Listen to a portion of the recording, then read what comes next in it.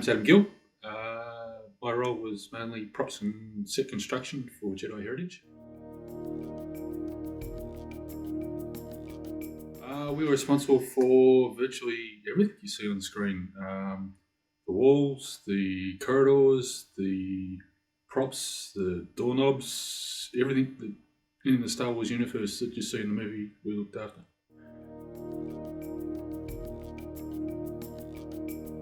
Everything you basically see in the movie, we've built from scratch. From Trip, the little R2, little droid that runs around on the floor, which was a carpet sweeper. I think we stuck a remote control car underneath it. The computer consoles, the door panels, everything that you see, we basically built for the movie from scratch. The desktop computer was actually from a old telephone system. It was a ACD handset that I had lying around at work that I managed to scavenge.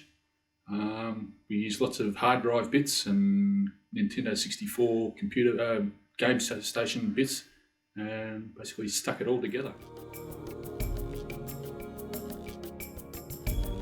Like everything in Jedi Heritage, we sort of started off with a concept and then just jumped straight in and didn't bother about plans. Probably the reason why it took us so long. And sort of the motto was, do we know what we're going? No, we're making this up as we go. The offices were constructed in a fairly large shed. The walls were made from MDF sheeting that were nailed to makeshift frames. The frames were constructed in such a way as we could fold them up at the end of the night, because unfortunately the people that owned the shed wanted to be able to put their caravan back at the end of the night. So everything had to be collapsible, which tended to make things take a lot longer than they should have. Combination of MDF sheeting, nail guns, and timber framework. The MDF, we made sure that we could reuse it given the cost of the stuff, and a lot of that MDF was reused to make the Drek fighter.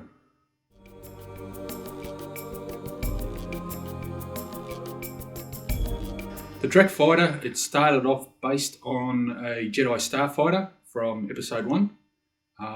We sat around and argued endlessly for several days on how to come up with a design. The design was eventually a Jedi Starfighter with the nose cut out. We then tried to work out how large it should be based on what information we had on the Jedi Starfighter. Made some very, very rough sketches, and then basically just started making it up as we go, like we did with all the sets. We just made it up as we go. Originally, you were going to be able to see the inside of the cockpit. So, although you don't see it in the movie, the cockpit is actually fully decked out. It's got switches, knobs, dials, consoles, displays, all that kind of stuff. None of which actually made it into the final cut.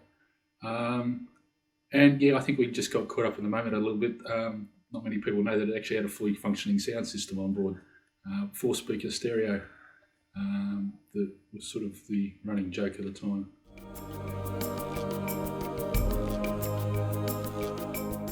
Hardest set was probably the Drek fighter, just purely because of the size, the fact that we had to be able to fold it up every night so that Laura could get a car into the garage, and just the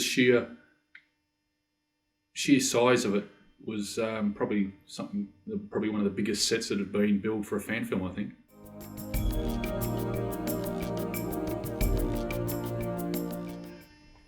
Once again, Jedi Starfighter. Yep. It was actually really fun. We had a great deal of fun sort of putting all the bits and pieces together, building the cockpit, arguing endlessly on what should be done and what shouldn't be done, arguing on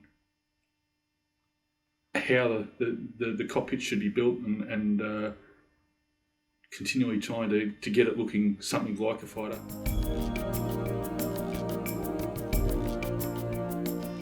No sequel.